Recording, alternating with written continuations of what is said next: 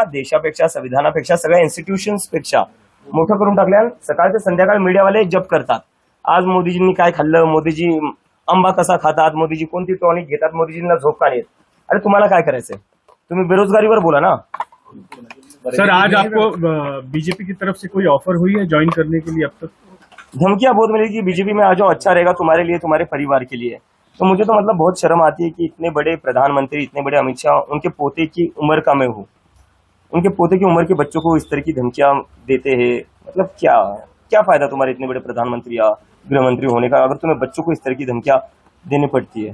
कंगना रनावत की बात अभी जनरेशन आप पूरी खराब कर रहे हैं, जेनजी जनरेशन आप पूरी खराब कर रहे हैं, उनका कल्चर बिगाड़ रहे हैं इस आंदोलन के माध्यम से. पूरे अगर देश के डेमोक्रेसी की लड़ना जनरेशन खराब करना है, अगर सरकार से सवाल करना, क्या कौन सा वर्ड है वो, खराब कर रहे हैं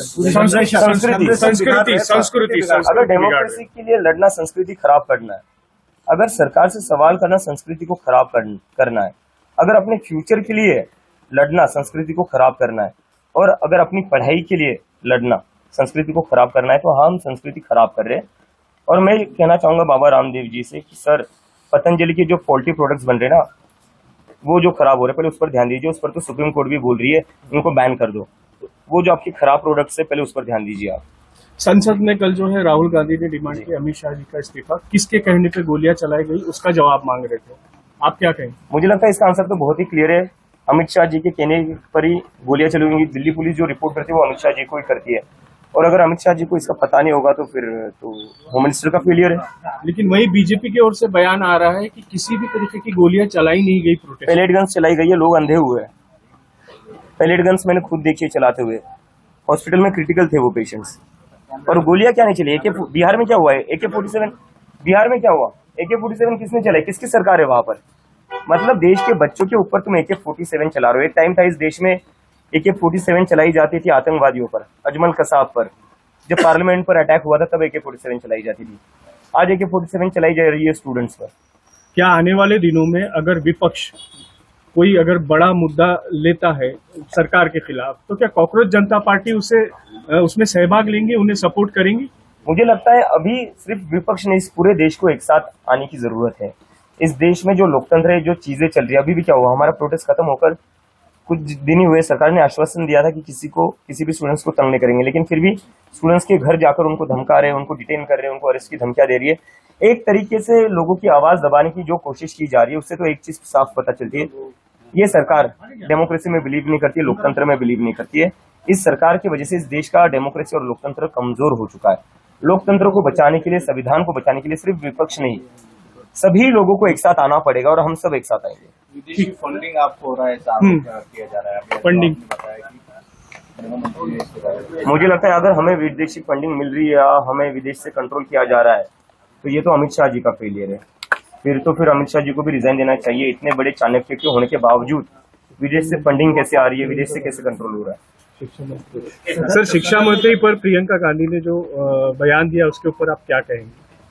बयान क्या था, मैंने सुना. उन्होंने कहा था कि प्रियंका गांधी ने कहा कि ये भी वैसे है जिसको हटाया गया, बस उनकी रिप्लिका है. हाँ, मतलब अब देखो बीजेपी में क्या है, उनके पास लोग भी तो नहीं है. अभी मैंने देखा वो शिक्षा मंत्री का कोई वीडियो वायरल हो रहा है जहाँ पर वो जो गुजरात में बिल्किस बानो का रेप हुआ था, उसके रेपिस्ट का स्वागत कर रहे थे. तो ये पार्टी बस गुंडों और बलात्कारियों का स्वागत करने में ही इनका वही काम है. इस देश में कहीं पर भी बलात्कार होता है, बीजेपी के लोग पहुंच जाते हैं हारमाला लेकर कि भाई बहुत अच्छा काम किया तुमने, आओ तुम्हारा स्वागत करते हैं. कुलदीप सेंगर तो इनकी ही पार्टी का है. ये पार्टी में बलात्कारी और गुंडों का ही स्वागत किया जाता है और उनको ही सम्मान मिलता है. और बाकी जो हम जैसे नागरिक हैं, हम जैसे जो स्टूडेंट्स है, उनके लिए पैलेट गन है, उनके लिए लाठी है. और बिहार में तो AK-47 भी निकाल दी. We are people with a difference. We are the people of this country who believes in democracy, who believes in the Constitution of India, who believes in Dr. Babasaheb Ambedkar, and who believes in the philosophy and values of Mahatma Gandhi. एक मराठीतला प्रश्न आहे की महाराष्ट्रात ही नीट, त्यानंतर आता MPSC आणि त्या TET या सगळ्यांचे पेपर फुटले आणि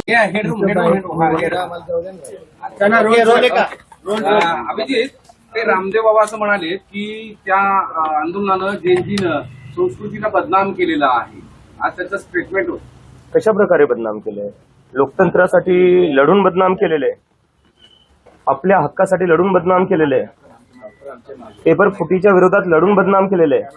जर याला संस्कृती बदनाम करणं म्हणतात, जर लोकतंत्रासाठी लढणं, संविधानाच्या रस्त्यावर चालून विरोध प्रदर्शन करणं, डॉक्टर बाबासाहेब आंबेडकरांचा फोटो घेऊन चालणं, महात्मा गांधीचा फोटो घेऊन चालणं, जे भीमचे नारे लावणं संस्कृती बदनाम करणे, तर रामदेव बाबांना सांगा आम्ही करतोय संस्कृती बदनाम. तुम्ही जे पतंजलीचे जे बनवतायत ना प्रोडक्ट्स, ज्याच्यावर सुप्रीम कोर्टी म्हणले की फसवणूक होतीये, त्याच्यावर थोडं लक्ष करा. संस्कृती आणि लोकतंत्र आणि देश हा जेनझी मला वाटते बऱ्यापैकी सांभाळून घेऊ शकतो. तुम्ही जे पतंजलीचे पॉल्ट्री प्रोडक्ट्स आहे त्याच्यावर थोडं लक्ष ठेवा, नाही तर पतंजली बंद पडून जायचं. दुसरा एक विषय आलेला आहे की सीजीपी आणि संयुक्त किसान मोर्चा पुढच्या काळात सरकारविरोधात आक्रमक होतील असं झालं. काल सीजेपी आणि तुमची टीम आणि संयुक्त किसान मोर्चाचे काही सदस्य एकमेकांशी राकेश टिकेत यांच्याशी भेट घेऊन या सगळ्या मुद्द्यावर चर्चा केली होती की प्रश्न कसे पुढे घेऊन जाईल. नाही, नक्कीच. कारण की बघायला गेलं तर एकंदरीत शेतकऱ्यांचे मुलंही शिकतातच आहे. शेतकऱ्यांच्या मुलांचंही शिक्षण चालू आहे, तेही परीक्षाच देतात. तर जेव्हा आमचे किसान नेता जे राकेश टिकेत असो किंवा इतर चढुनी जी असो, जेव्हाही भेटणं झालेले ते म्हणले की तुम्ही जे आहे आमच्याच मुलांसारखे आहेत. आमच्या मुलांना करिअर करायचं आणि त्याच्यासाठी हे सगळं आंदोलन आहे. आणि आमच्या आंदोलनात जो पाठिंबा आम्हाला किसान युनियनकडून भेटलेला आहे, किसान नेत्यांकडून भेटलेला आहे, तो खूप महत्वाचा होता, मोलाचा होता. आणि जेव्हा गरज होती तेव्हा ते आमच्या सोबत उभा राहिलेले. आणि इथून पुढे जेव्हा जेव्हा शेतकऱ्यांना असो, किसान नेत्यांना असो आमची गरज पडेल, आम्ही त्यांच्या सोबत उभाच राहू. तसा प्रयत्न पुढच्या काळात एकमेकांसोबत असणार आहे का? किंवा मी सांगतो ना, जिथं जिथं शेतकऱ्यांना आमची गरज पडेल तिथे तिथं आम्ही सोबत राहू. कारण की मी जर सांगायला गेलो, मी स्वतः हिंगोलीतून येतो, माझ्या घरचे अजून शेतीच करतात. कुठं ना कुठे या देशात प्रत्येकांच्या घरी शेती असते, प्रत्येकांचे घरचे शेतातूनच आलेले आहेत. आपण काय सगळे आयटी कंपन्यातून, आपल्या घरचे आयटी कंपन्यातून आलेले नाहीये किंवा सरकारी जॉब मधून आलेले नाहीये. आपण सगळ्यांची सुरुवात ही शेतकरी घरातूनच झालेली आहे. त्यामुळे शेतकऱ्यांना जिथे गरज पडेल तिथे आम्ही सोबत उभा राहू. राहुल गांधींनी काल प्रेस कॉन्फरन्स घेतली, ते असं म्हणाले की या सगळ्या विद्यार्थ्यांवर जे हल्ला करतायत, बुलेट चालवले, फायरिंग केली, त्या प्रकरणावर गृहमंत्री अमित शहा यांनी रिझाईन केलं पाहिजे आता, आणि ते केल्याशिवाय आम्ही स्वस्त बसणार नाही. मला तर वाटतं अगदी केलंच पाहिजे. कारण की दुसरा एक प्रश्न हा पण येते की कॉक्रोच जनता पार्टीला बाहेरून फंडिंग येते किंवा बाहेरून चालवण्यात येते. तर माझ्या मनात असा प्रश्न येतो, अमित शहा असताना हे सगळं शक्य कसं काय झालं? हे तर मग अमित शहाचं फेलियर आहे. जर आम्हाला बाहेरून फंडिंग येते किंवा कॉक्रोच जनता पार्टी बाहेरून चालतीये तर मग हे तर गृहमंत्र्यांचं फेलियर आहे. चाणक्य कसले मग तुम्ही असताना जर बाहेरून फंडिंग येते किंवा बाहेरून चालवण्यात येते, मग तर तुम्ही स्वतः फेल झाले आणि तुम्ही राजीनामा दिला पाहिजे. आणि 20 तारखेला ज्या प्रकारे विद्यार्थ्यांचं रक्त वाहण्यात आलं जंतर मंतरवर दिल्ली पोलीसच्या हातातून, ते अमित शहाच्या ऑर्डर शिवाय दुसरं कोणाचा ऑर्डर नसणार. नवे शिक्षण मंत्री जोशी हे सुद्धा बदनाम आहेत असं प्रियंका गांधी संसदेत म्हणाल्या. त्यानंतर बाहेर ते असं म्हणाले की मी ठाम आहे, ते सत्य आहे, ते सुद्धा दोषी आहेत. मी त्यांची क्लिप पाहिली जिथं जे बिल्किस बानोचे बलात्कारी होते त्यांच्या स्वागतासाठी काहीतरी बोलले ते. तर देशाचा शिक्षा मंत्री हा बलात्काऱ्यांचं स्वागत करतो, त्यांची तारीफ करतो. ते तर म्हणजे प्रधानला काढून अजून एक विचित्र माणूस बसून ठेवलेला आहे. काय मेसेज देताय तुम्ही देशाला की जो शिक्षा मंत्री आहे तो बलात्काऱ्यांचा सपोर्ट करणार, त्यांचं स्वागत करणार? पण हे लोक करणार पण काय? यांच्या पक्षात दुसरे कोणते लोक आहेत? सगळी गुंड भरलेली आहेत. कुलदीप सेनगर झाला, काय होता यांच्या सरकारमध्ये? काय ते जे राम रहीम आहेत ते पैरोलवर बाहेर येतात. तर गुंड आणि बलात्काऱ्यांचं समर्थन करणारी ही सरकार आहे. कंगना रावतांची चर्चा होते, ते जनरेशन गटार असं म्हणते जेनजीला, आणि त्यावर आता बरंच वाढलं. कंगना राणावत बद्दल काय बोलू मला काही. एक असं चित्र दिसतंय सोशल मीडियावर की झेंझीला सपोर्टही केला जातोय आणि त्याच प्रमाणात त्याच सोशल मीडियावर झेंझीला आता ट्रोलही केलं जात आहे, संस्कारांची आठवण करून दोन्ही बाजू चालवल्या जातात. जेनझीला ट्रोल केलं जातं, मला याच्यावर कळत नाही जेनझी आहे कोण. जे मुलं आज 15 ते 25 ते 28च्या वयोगटातले, त्या मुलांना ट्रोल करून भेटणार काय? उद्या हेच मुलं जाऊन नागरिक बनणार आहे, उद्या हेच मुलं जाऊन वोटर्स बनणार आहेत, उद्या जाऊन हेच मुलं देश चालवणार आहेत ना. तर त्यांना असं तुम्ही वेगळं ट्रोल का करताय? ते काय कोणत्या पक्षातले किंवा कुठल्या विचारधारेचे का काय? सामान्य घरातले मुलं येते, त्यांना ट्रोल करून कोणाला काय भेटणार आहे? एक नाशिक पोलिसांनी आता एक एसओपी काढली आहे, म्हणजे जेनजीच्या आंदोलनाचा जो पोलिसांना त्रास झाला किंवा पोलिसांना त्रास झाला, त्यांनी एसओपी काढली अशी आहे की आता जेनजीची पिढी आहे ती मोबाईल सुरू ठेवते आणि तुमचं सगळं रेकॉर्ड करते, तर ते काय करायचे अशी पोलिसांनी एसओपी काढली. याच्यावर काय मत आहे? मला वाटतं जर तुम्हाला रेकॉर्ड व्हायची भीती असेल ना तर तुम्ही स्वतःलाच विचारा, तुम्ही अशा गोष्टी का करताय ज्याची तुम्हाला रेकॉर्ड होईल अशी भीती वाटते. आम्ही आंदोलन केलं, कॅमेऱ्यांसमोर केलं, मीडियाचे कॅमेरे होते, पोलिसांचे कॅमेरे होते, माझ्या चेहऱ्यावर तर 24 तास दिल्ली पोलिसांचा कॅमेरा होता. आम्ही तो घाबरलो नाही कोणती गोष्ट रेकॉर्ड होण्यापासून. जर पोलिसांना काही रेकॉर्ड होईल याची भीती वाटते, याचा अर्थ पोलिसांच्या मनात काही ना काही वाईट करायचं आहे म्हणूनच भीती वाटते ना. नाही तर पोलिसांना काय भीती वाटली पाहिजे रेकॉर्ड करायची. आता एसओपी केली आहे त्यांनी. एसओपी काय करण्यापेक्षा करावं आणि काय करू नये असं सांगताय. मला वाटते काय करावं ना, संविधान फॉलो करावा पोलिसांनी. देशातली जी पोलीस आहे ती एका पार्टीची पोलीस नाही, ती या देशाची पोलीस आहे, ती संविधानावर चालणारी पोलीस आहे, बीजेपीच्या व्हॉट्सअप फॉरवर्ड चालणारी पोलीस नाहीये. आणि जर तुम्हाला बीजेपीचेच ऑर्डर फॉलो करायचे असतील आणि देशाचं संविधान बाजूला ठेवायचं असेल तर खाकी पॅन्ट काढून खाकी चड्डी घाला, बीजेपीच्या हेडक्वार्टर समोर उभा राहा आणि म्हणा मे भी चौकीदार. आणखीन एक मिनिट, आणखीन एक कनेक्शन लावलं जात आहे की आपण जिथे मुक्कामी होतात तो राष्ट्रवादीचा कुठला सेलचा प्रवक्ता आहे, ते तर मी स्वतः सांगितलेलं शरद आहे. पवारांचा, आणि शरद पवारांची मोदींची भेट हा. आणि मोदींना शरद पवारांचं केलेलं दारातलं स्वागत हा. आणि अभिजित अरे बापरे. एक गणित लावलं जातं, याच्याबद्दल काय? असे गणित तर भरपूर लागले. आधी जॉर्ज सोरसचं गणित लागलं, मग चायनाचं लागलं, मग पाकिस्तानचं लागलं. पण अनिश गावंडे हे तर मीडियालाही कळलं नसतं, हे मी स्वतः सांगितलेलं आहे. आणि अनिश माझा चांगला मित्र आहे आणि मित्र म्हणून मी त्याच्या घरी राहिलो. अनिश म्हणला तू कुठेही दिल्लीत असशील, आणि फक्त पहिल्यांदा नाही, मी याच्या आधी दिल्लीत गेलो होतो. अनिशच्या इथं मी भेट द्यायला जायचो, राहायचो. तर एक मित्र म्हणून मी त्याच्या इथं राहिलेलो आहे. बाकी याच्या पुढे काही नाही. म्हणजे पवार साहेब आणि मोदी हे दोघं खूप मोठे लोक आहेत. अनिशचंही भेटणं होत नसेल आणि माझं इथं भेटणं नाही. पवार साहेबांना तुम्ही तेव्हा पहिल्यांदा भेटलो जेव्हा ते जंतर मंतरवर आले, आणि तेही याकरता आले होते, त्यांना विचारायचं होतं जी मारहाण झाली होती मुलांना, त्याच्याबद्दल ते चर्चा करण्यासाठी आले होते. एक विषय आहे की तिथे जे ट्रक अरे हा नाही, थांबा हा महत्वाचा. दगडाचे जे ट्रक होते ते पुन्हा पुन्हा 3 टप्प्यावर एका पत्रकाराने समोर आणलेले आहेत.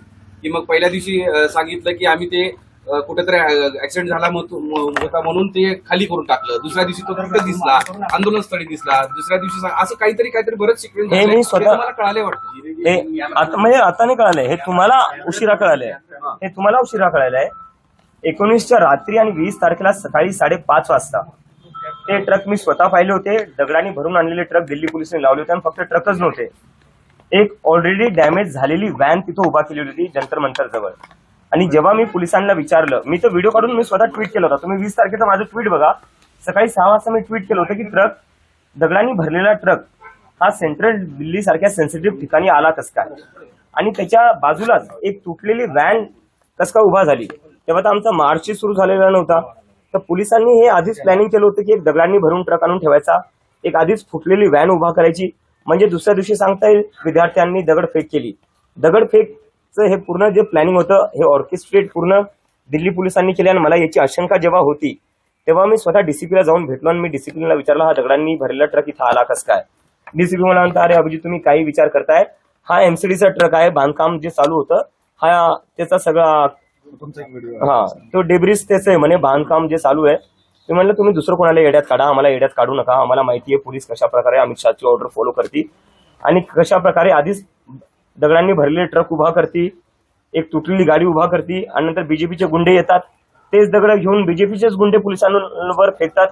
आणि नंतर एकंदरीत असं सांगायचं की जे लोक विरोध प्रदर्शन करत होते, जे लोक आंदोलन करत होते त्यांनी दगड फेकली. पोलीस, बीजेपीचे गुंडे हे सगळे सुनियोजितपणे 60 गाठीत यांचं सगळं हे प्लॅनिंग चालू असतं. आणि पहिली वेळ नाहीये, किसान आंदोलनमध्ये हेच केलेले, सीएनआरसी मध्ये हेच केलेले. जेव्हा जेव्हा आजकाल या देशात आंदोलन होतं तेव्हा दिल्ली पोलीस आणि बीजेपी यांची ट्युनिंग कशी असते हे आपल्याला दिसून येते. प्रयत्न केले आहेत आणि सुरूही राहतील. सुरूही राहतील. आंदोलनाच्या संदर्भात झालं. अभिजित, विषय असा आहे की जर समजा सगळ्या विरोधकांनी एकवटून आंदोलन केलं पुढच्या काळामध्ये या विषयावर, तर तुम्ही कॉक्रोच मोर्चा किंवा कॉक्रोच म्हणून तुम्ही हेल्प कराल का त्यांना त्यांच्यामध्ये सहभागी व्हाल? या विरोधकांनी जे आंदोलन एकवटले आणि त्यांनी जर आंदोलन केलं तर मला वाटतं आता हे फक्त विरोधकांचा प्रश्न नाही राहिलेला आहे. आपल्या देशात लोकतंत्र धोक्यात आलेलं आहे.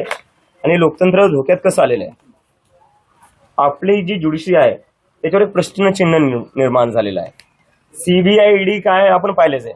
आपल्या राज्यात जो शिवसेना फोडण्यात आला, एनसीपी फोडण्यात आला, हे कशामुळे शक्य झालं? सीबीआय आणि ईडीच्या दमावर हे सगळं केलेलं आहे. ते इन्व्हेस्टिगेटिव्ह एजन्सी झालं, ज्युडिशरी झालं, आणि मीडियाबद्दल तर कायच बोलणार मी.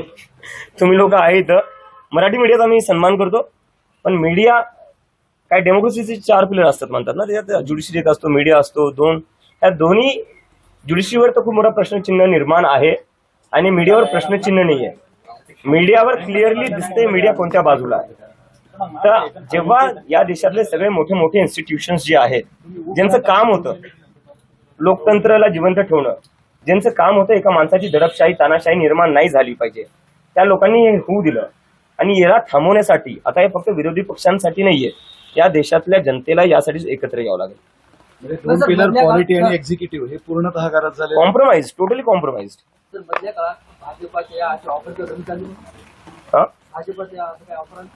त्यांचे ऑफर आले मला, किती ऑफर आले, मी जाणार नाही भाजपमध्ये. मला जर भाजपमध्ये जायचं असतं मी आधीच गेलो असतो. ऑफर आली चालू होतं, धमक्या आल्या होत्या की बीजेपी मध्ये सामील झाला तर बरे, नाही तर आंदोलन मागे घ्या, बरे नाही तर तुम्हाला ठोकू आम्ही, गोळ्या घालू. असेल एखादी. ही बीजेपीची प्रेमाचीच भाषा आहे, ही संघाची आणि बीजेपीची प्रेमाचीच भाषा आहे की तू ये नाही तर तुझं काहीतरी करून टाकू आम्ही. हे त्यांचं प्रेम हेच आहे. आई बाबांनाही चालू होतं, पण बीजेपी मध्ये या नाही तर आईबाप हो, आई बापाचं पाहून घेऊ आम्ही, तुझ्या घरी जाऊन पाहून घेऊ. तर तुम्ही माझ्यावर काय करणार? तुम्ही म्हणजे तुम्ही भीती एका 30 वर्षाच्या मुलाला, नरेंद्र मोदीच्या तर मला वाटतं मी नातवाच्या वयाचा असेल, अमित शहाच्या नातवाच्या वयाचा असेल मी. तुम्ही तुमच्या नातवाच्या मुलांना अशा धमक्या देतात, लाज वाटली पाहिजे तुम्हाला. म्हणजे काय करताय तुम्ही? हा जेएनजीचा चेहरा पुढील काळात राजकीय पक्षामध्ये जाईल किंवा राजकारणात?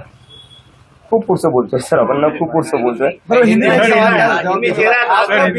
मी प्रत्येक म्हणतो, एका माणसाला मोठं करू नका. आपल्या देशाची जी काही वाट लागलेली ना ती यामुळेच लागलेली. 2014 मध्ये जो एक माणूस आला, आपण त्याला संविधानापेक्षा मोठं केलं, आपण त्याला देशापेक्षा मोठं केलं, आपण त्याला म्हणजे एकंदरीत देवापेक्षाही मोठं करून टाकलं. त्यामुळे आपल्या देशात बेरोजगारीवर बोलणं नाही होत, त्यामुळे आपल्या देशात जे शिक्षण आहे, शिक्षण व्यवस्थेवर बोलणं नाही होत, त्यामुळे आपल्या देशात जे सरकारी हॉस्पिटल्सची वाईट व्यवस्था आहे त्यावर बोलणं नाही होत. का? कारण की आपण सगळ्यांनी एका माणसाला देशापेक्षा, संविधानापेक्षा, सगळ्या इन्स्टिट्यूशन्स पेक्षा मोठं करून टाकल्या. सकाळ ते संध्याकाळ मीडियावाले जप करतात, आज मोदीजींनी काय खाल्लं, मोदीजी आंबा कसा खातात, मोदीजी कोणती टॉनिक घेतात, मोदीजींना झोप का येत. अरे तुम्हाला काय करायचंय? तुम्ही बेरोजगारीवर बोला ना. सर आज आपको बीजेपी की तरफ से कोई ऑफर हुई है ज्वाइन करने के लिए? अब तक धमकियां बहुत मिली कि बीजेपी में आ जाओ, अच्छा रहेगा तुम्हारे लिए, तुम्हारे परिवार के लिए. तो मुझे तो मतलब बहुत शर्म आती है कि इतने बड़े प्रधानमंत्री, इतने बड़े अमित शाह, उनके पोते की उम्र का मैं हूँ, उनके पोते की उम्र के बच्चों को इस तरह की धमकियां देते हैं. मतलब क्या फायदा तुम्हारे इतने बड़े प्रधानमंत्री या गृहमंत्री होने का, अगर तुम्हें बच्चों को इस तरह की धमकियां देनी पड़ती है. कंगना रनावत के बाद रामदेव अभी बाबा का ऐसा कह रहा है रामदेव कि जनरेशन आप पूरी खराब कर रहे हैं, जेनजी जनरेशन आप पूरी खराब कर रहे हैं, उनका कल्चर बिगाड़ रहे हैं इस आंदोलन के माध्यम से. पूरे अगर देश के डेमोक्रेसी की लड़ना जनरेशन खराब करना है, अगर सरकार से सवाल करना, क्या कौन सा वर्ड है वो, खराब कर रहे हैं पूरी संस्कृति अगर डेमोक्रेसी के लिए लड़ना संस्कृति खराब करना है, अगर सरकार से सवाल करना संस्कृति को खराब करना है, अगर अपने फ्यूचर के लिए लड़ना संस्कृति को खराब करना है, और अगर अपनी पढ़ाई के लिए लड़ना संस्कृति को खराब करना है, तो हम संस्कृति खराब कर रहे हैं. और मैं कहना चाहूंगा बाबा रामदेव जी से कि सर, पतंजलि के जो फॉल्टी प्रोडक्ट्स बन रहे हैं ना, वो जो खराब हो रहे हैं, पहले उस पर ध्यान दीजिए. उस पर तो सुप्रीम कोर्ट भी बोल रही है उनको बैन कर दो. वो जो आपकी खराब प्रोडक्ट्स है, पहले उस पर ध्यान दीजिए आप. संसद में कल जो है राहुल गांधी ने डिमांड की अमित शाह जी का इस्तीफा, किसके कहने पे गोलियां चलाई गई उसका जवाब मांग रहे थे, आप क्या कहें? मुझे लगता है इसका आंसर तो बहुत ही क्लियर है. अमित शाह जी के कहने पर ही गोलियां चलेंगी. दिल्ली पुलिस जो रिपोर्ट करती है वो अमित शाह जी को ही करती है, और अगर अमित शाह जी को इसका पता नहीं होगा तो फिर तो होम मिनिस्टर का फेलियर है. लेकिन वही बीजेपी की ओर से बयान आ रहा है कि किसी भी तरीके की गोलियां चलाई नहीं गई प्रोटेस्ट. पैलेट गन्स चलाई गई है, लोग अंधे हुए हैं.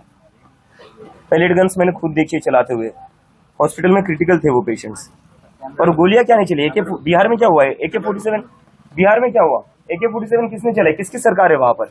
मतलब देश के बच्चों के ऊपर तुम AK-47 चला रहे हो. एक टाइम था इस देश में AK-47 चलाई जाती थी आतंकवादियों पर, अजमल कसाब पर. जब पार्लियामेंट पर अटैक हुआ था तब AK-47 चलाई जाती थी. आज AK-47 चलाई जा रही है स्टूडेंट्स पर. क्या आने वाले दिनों में अगर विपक्ष कोई अगर बड़ा मुद्दा लेता है सरकार के खिलाफ, तो क्या कॉकरोच जनता पार्टी उसमें सहभाग लेंगे, उन्हें सपोर्ट करेंगी? मुझे लगता है अभी सिर्फ विपक्ष ने, इस पूरे देश को एक साथ आने की जरूरत है. इस देश में जो लोकतंत्र है, जो चीजें चल रही है, अभी भी क्या हुआ, हमारा प्रोटेस्ट खत्म होकर कुछ दिन ही हुए, सरकार ने आश्वासन दिया था कि किसी भी स्टूडेंट्स को तंग नहीं करेंगे, लेकिन फिर भी स्टूडेंट्स के घर जाकर उनको धमका रहे हैं, उनको डिटेन कर रहे हैं, उनको अरेस्ट की धमकियां दे रही है. एक तरीके से लोगों की आवाज दबाने की जो कोशिश की जा रही है, उससे तो एक चीज साफ पता चलती है, ये सरकार डेमोक्रेसी में बिलीव नहीं करती है, लोकतंत्र में बिलीव नहीं करती है। इस सरकार की वजह से इस देश का डेमोक्रेसी और लोकतंत्र कमजोर हो चुका है। लोकतंत्र को बचाने के लिए, संविधान को बचाने के लिए सिर्फ विपक्ष नहीं, सभी लोगों को एक साथ आना पड़ेगा और हम सब एक साथ आएंगे। विदेशी फंडिंग आपको हो रहा है, ऐसा आरोप किया जा रहा है। अभी फंडिंग। आपने बताया कि प्रधानमंत्री ने इसके बारे में मुझे लगता है अगर हमें विदेशी फंडिंग मिल रही है या हमें विदेश से कंट्रोल किया जा रहा है, तो ये तो अमित शाह जी का फेलियर है। फिर अमित शाह जी को भी रिजाइन देना चाहिए। इतने बड़े चाणक्य के होने के बावजूद विदेश से फंडिंग कैसे आ रही है, विदेश से कैसे कंट्रोल हो रहा है? सर, शिक्षा मंत्री पर प्रियंका गांधी ने जो बयान दिया उसके ऊपर आप क्या कहेंगे? बयान क्या था, मैंने सुना नहीं। उन्होंने कहा था कि प्रियंका गांधी ने कहा कि ये भी वैसे जिसको हटाया गया बस उनकी रिप्लिका ही है। रिप्लिका है। हाँ, मतलब अब देखो बीजेपी में क्या है, उनके पास लोग भी तो नहीं है। अभी मैंने देखा वो शिक्षा मंत्री का कोई वीडियो वायरल हो रहा है जहाँ पर वो जो गुजरात में बिल्किस बानो का रेप हुआ था, उसके रेपिस्ट का स्वागत कर रहे थे। तो ये पार्टी बस गुंडों और बलात्कारियों का स्वागत करने में ही इनका वही काम है। इस देश में कहीं पर भी बलात्कार होता है, बीजेपी के लोग पहुंच जाते हैं हारमाला लेकर कि भाई बहुत अच्छा काम किया तुमने, आओ तुम्हारा स्वागत करते हैं। कुलदीप सेंगर तो इनकी ही पार्टी का है। ये पार्टी में बलात्कारी और गुंडों का ही स्वागत किया जाता है और उनको ही सम्मान मिलता है। और बाकी जो हम जैसे नागरिक हैं, हम जैसे जो स्टूडेंट्स है, उनके लिए पैलेट गन से, उनके लिए लाठी है। और बिहार में तो AK-47 भी निकाल दी। पार्टी विद डिफरेंस। हाँ, पार्टी विद we are people with a difference. We are the people of this country who believes in democracy, who believes in the Constitution of India, who believes in Dr. Babasaheb Ambedkar, and who believes in the philosophy and values of Mahatma Gandhi. म्हणजे एक मराठीतला प्रश्न आहे की महाराष्ट्रातली नीट, त्यानंतर आता MPSC TET आणि त्या टीईटी या सगळ्यांचे पेपर फुटले आणि सगळा गदारोळ सुरू आहे. जसं केंद्रामध्ये शिक्षण मंत्र्याच्या राजीनाम्यासाठी एवढं मोठं आंदोलन उभं राहिलं, महाराष्ट्रात ती गरज आहे असं वाटतं का? गरज आहेच सर. या देशात जी शिक्षण व्यवस्थाची वाट लागलेली ना, त्यासाठी खूप गरजेचं आहे. कारण की ते केल्याशिवाय हे लोक लाईनीवर येणार नाही. यांच्याकडे इतका वेळ होता, यांनी काय केले? फास्ट ट्रॅक कोर्ट बसवली. मला खूप सगळे लोक आले म्हणे आता तर मोदींनी फास्ट ट्रॅक सुरू केली, फास्ट ट्रॅक कोर्टचं आश्वासन दिलेलं आहे. जे काही पेपर लीक आहे ते फास्ट ट्रॅक कोर्टमध्ये जाणार आणि लगेच जे काही आहे त्याच्यावर कारवाई होणार आणि आंदोलन मागे घे. मला असे बोलण्यात आलं खूप सगळ्या लोकांकडून, आंदोलन मागे घ्या. आता नरेंद्र मोदींनी फास्ट ट्रॅक कोर्ट बसवली. काय झालं त्या फास्ट ट्रॅक कोर्टचं? पहिली सुनवाई जी आहे ती पोस्टपोन झाली का? कारण की सीबीआयचा काउन्सिल आला नाही. तर अशी ती या लोकांची व्यवस्था आहे. या लोकांना इलेक्शन रॅली असेल ती टाइमवर होईल. या लोकांना जिथं जिथे इलेक्शनचा प्रश्न असेल त्या सगळ्या गोष्टी टाइमवर करतील. पण जिथं शिक्षणाचा प्रश्न येईल तिथे या लोकांकडून एकही गोष्ट नीट होणार नाही. इलेक्शनसाठी गुजरातवरनं, बिहारच्या इलेक्शनसाठी मला वाटतं आता गुजरातवरनं ट्रेन पाठवल्या होत्या. आपल्या महाराष्ट्रातल्या किती मुलांना पोलीस भरतीसाठी कसं जावं लागतं? एकतरी स्पेशल ट्रेन यांनी सोडली आहे का विद्यार्थ्यांसाठी? मुंबईतल्या मुलांना गडचिरोलीला जावं लागतं, गडचिरोलीच्या मुलाला कोल्हापूरला जावं लागतं. आणि कोणत्या अवस्थेत राहतात ते? भर पावसात ग्राउंडवर झोपावं लागतं, रस्त्यावर झोपावं लागतं. त्यांच्यासाठी हे लोक काही व्यवस्था करत नाही. जशी तुम्ही तुमच्या वोटर्ससाठी इलेक्शनच्या वेळेस स्पेशल ट्रेन चालवतात, अशी कुठली तरी एक ट्रेन तुम्ही चालवली का स्टुडंटसाठी, परीक्षा भरतीसाठी, पोलीस भरतीसाठी? यांची प्रायोरिटी नाहीये शिक्षण, यांची प्रायोरिटी नाही. यांची प्रायोरिटी फक्त इलेक्शन आहे. यांना काही करून इलेक्शनवर इलेक्शन जिंकायचंय. बाकी जनता खड्ड्यात जावं यांना काही फरक पडत नाही. विचार आहे का आंदोलन उभं करण्याचा महाराष्ट्रात या सगळ्या मुद्द्यांवर? नक्की करणारच आहे सर, करणारच आहे.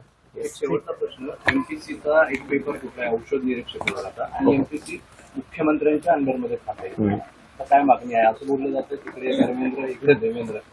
सोशल मीडिया नरेंद्र असो, धर्मेंद्र असो, देवेंद्र असो, मी जे बोललो ते आहे. या लोकांना शिक्षणाची काहीच पडलेली नाहीये, मुलांच्या फ्युचरची काहीच पडलेली नाही आहे. यांना फक्त इलेक्शनच जिंकायचंय. देवेंद्र फडणवीस आतापासून मला वाटतंय की 2019च्या निवडणुकीला लागले असतील, त्याच्यामुळे एमपीएससीचा पेपर फुटला, टीईटीचा पेपर फुटला, त्याच्याशी त्यांना काही घेणं देणं नाही. त्यांची मुलं काय करतील? बाहेर जातील शिकायला. मी बॉस्टनला शिकायला होतो.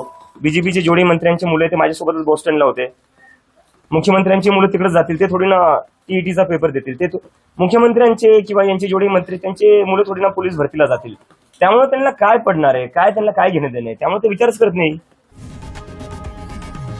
लोकशाही मराठी ऐका, पहा, जागरूक रहा.